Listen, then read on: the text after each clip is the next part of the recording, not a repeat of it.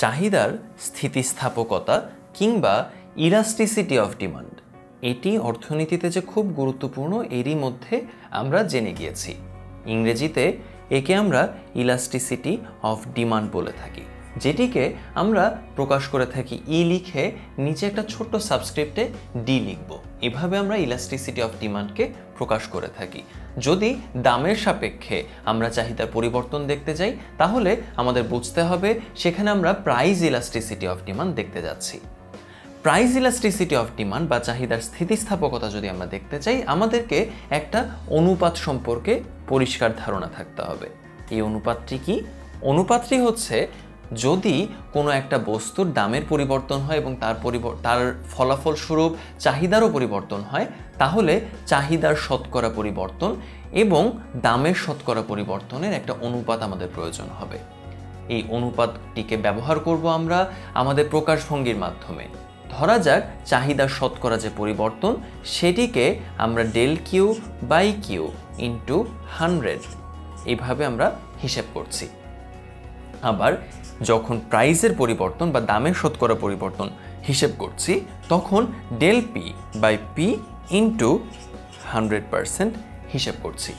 এভাবে এই অংশটুকুর যে অনুপাত এটিকেই আমরা চাহিদার স্থিতিস্থাপকতা বলতে পারি। এটিকে আমরা কিভাবে ডেরাইভ করতে পারি অন্যভাবে বা প্রকাশ করতে পারি?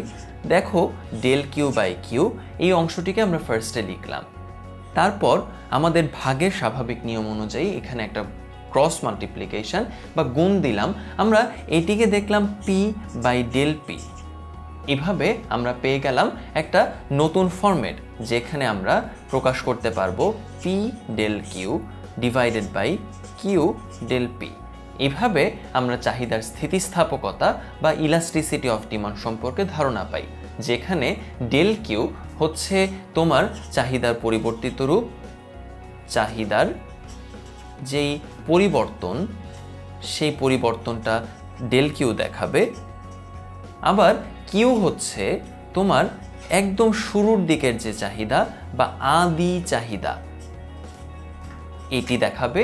আবার ডেল পি এখানে তোমাকে দেখাবে দামের পরিবর্তন।